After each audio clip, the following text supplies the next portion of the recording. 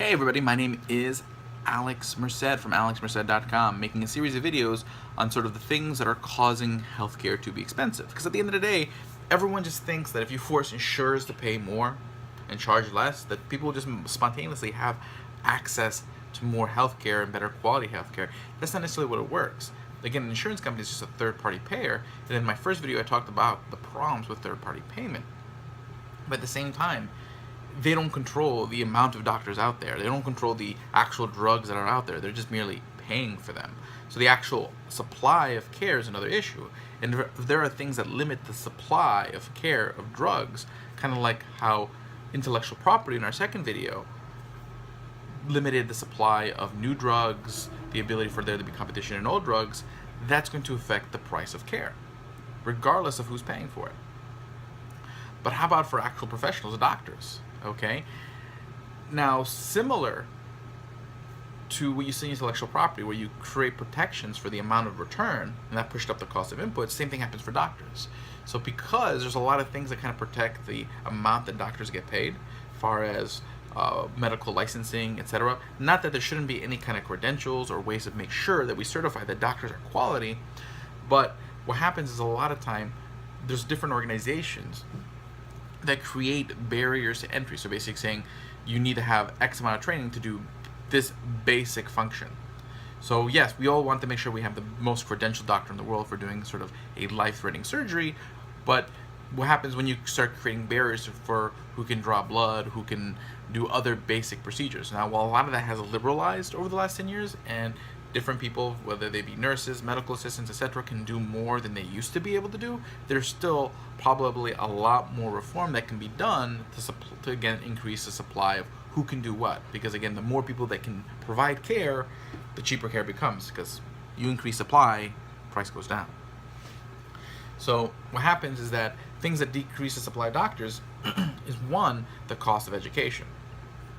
And the reason why the cost of education is in part so high, especially for medical school, is because they know, again, everyone has an idea of what doctors will be paid after they graduate. So that's factored in to what they charge for medical school. Okay, and the reason why doctors get paid so much, again, is because of a lot of these barriers to entry that limit who can be a doctor. That means there's less doctors, which means doctors are more expensive.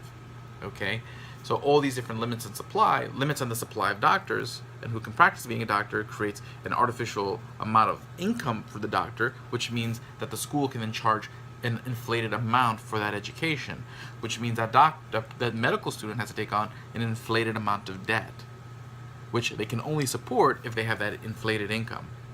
Now, if you could lower all those things, you probably have a net no difference, because basically, yeah, maybe the doctor might make less money if you get rid of these barriers, but then probably the cost of the medical school will go down as well, which means they won't have to take on so much debt, and that debt won't be such a big part of their income, so that they can support themselves just fine on a lower income, probably just as good as they could before, because right now, if you talk to a lot of young doctors, a big chunk of their income is going to pay off those student loans.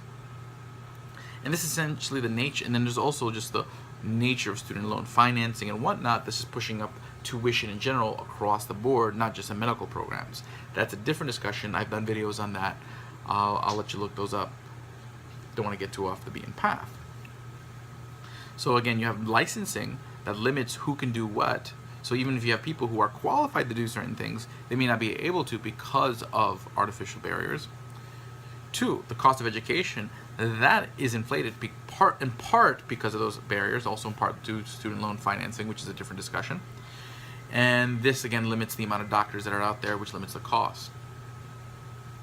And then also limits who becomes a doctor, because at the end of the day, not everyone's going to be able to get a student loan to pay a really inflated price for medical school. So while you end up, so basically inflation in tuition prices, while people say it's offset by the amount of debt that people can be in because of student loans, it actually still doesn't. A lot of people maybe not want to take on that kind of debt in the first place and just not go. That could have been great doctors or would have been willing to be doctors.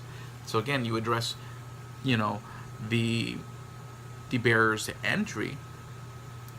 It'll affect the cost to educate doctors. You'll have more doctors. That'll lower the cost of care. And again, you address the third-party payment, you address intellectual property, you actually start addressing the underlying problem, which is the cost of care, the supply and demand of care. Demand of care can only be addressed by your personal decisions and being healthier. The healthier decisions you make in your life, the less demand you'll have for care, and the less healthcare will be a burden in your life. There are people who have conditions that are out of their hands, but if people who could make choices to reduce their demand for healthcare, it would make healthcare costs lower down the road. But at the end of the day, that's a personal decision you have to make. What policy can do is get rid of all the ways that policy incentivizes third-party payment, intellectual property, the supply of the doctors, whether it comes to credentialing, student loan policy, etc. All these things that can be changed by policy that can help affect the supply of healthcare and bring down costs of healthcare. So this will be the conclusion of this 3-part video series.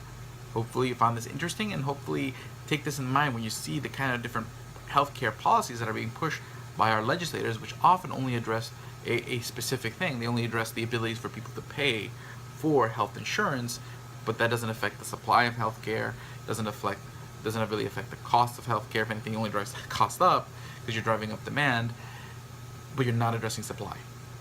And until you address that and you address market forces within the healthcare system to optimize price and quality, you're not going to necessarily have a real solution to this problem. My name is Alex Merced from alexmerced.com. Have a great day and enjoy.